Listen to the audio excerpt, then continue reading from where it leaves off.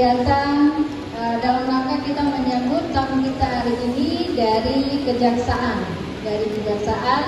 dengan agenda jaksa masuk sekolah. Iya.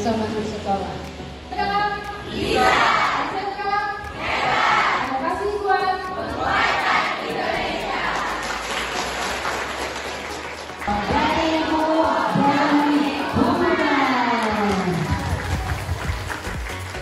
Oke, terima kasih untuk ibu-ibu guru yang sudah menerima kami. Lalu juga terima kasih untuk kepala sekolah yang sudah kembali ke ruangan.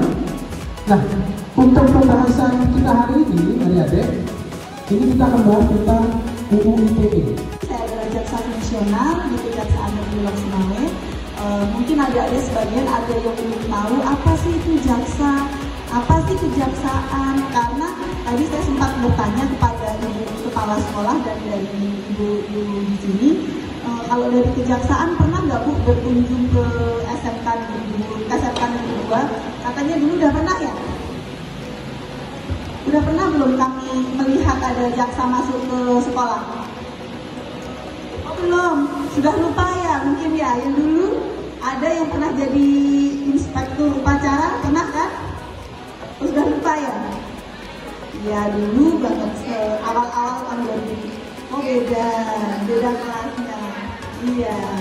Jadi sekarang waktunya pengenalan juga nih sebelumnya ya Bu ya. Kami memperkenalkan diri, kami mengenalkan seperti apa sih kejaksaan. Tapi saya juga nggak mau sendiri di sini. Saya mau ditemani sama salah satu adik-adik di sini. Mau nggak nemenin untuk ngasih tahu teman-temannya apa sih itu kejaksaan, apa sih kerjaan jaksa? Ada yang tahu nggak kantor kejaksaan itu di mana? Ada yang tahu? saya dari kelas 2 Kulinan ya, tata boga ya Bu ya. Ini calon sek ya Bu ya ini ya. Oke, Adek, tahu nggak kantor kejaksaan itu di mana? Tahu di mana? Di Wancanggaram. Yang mana sih kantornya itu? Ada itunya nggak? Penandanya apa? Sebelah apa gitu ya? di Wancanggaram di samping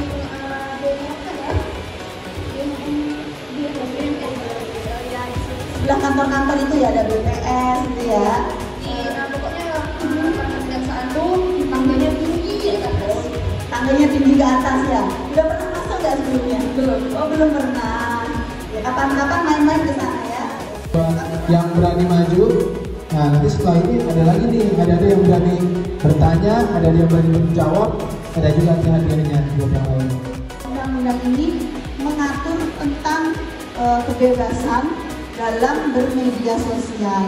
Ada di sini semuanya sudah pegang HP ya? Nah, kan kalau bermedia sosial kan selain pegang HP juga ada kadang-kadang di warnet ya, atau main-main di laptop atau di komputer. Ada juga pelajaran komputer di sekolah. Ada tuh jangan-jangan pada saat pelajaran komputer sekalian itu ya, sekalian medsosan ya. Apa sih kalian biasanya medsosnya? Main medsos apa?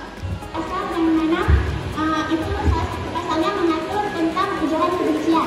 Nah, apakah itu termasuk? Walaupun si pelaku tidak menyebutkan nama kepada korban, tapi tertuju kepada si korban. Jadi ujaran kebencian. Nah, salah satu ujaran kebencian ini diatur di pasal 27 ayat. Memang kita tidak bisa langsung untuk memidanakan dia. Tapi kalau dia melakukan ujaran kebenciannya berkali-kali sehingga terang, oh ternyata memang sih dia tidak menyebutkan namanya. Tapi kalau dia terang sekali menyebutkannya, ciri-cirinya, menyebutkannya, bisa kita akhirnya dengan mudah untuk orang tersebut karena dilakukannya berkali-kali ya, itu bisa dilakukan walaupun itu sifatnya tipis ya, nggak bisa langsung serta-merta gitu ya. Apa sih bukti-bukti kalau memang itu adalah yang dimaksud korbannya ini, karena harus selalu berhati-hati. Salah satunya apabila memang kita namanya manusia kadang-kadang kesal ya, misalnya kita di apotek atau di rumah sakit atau di mana supermarket, tiba-tiba kita sudah antri, sudah sudah nunggu lama, taunya diserobot.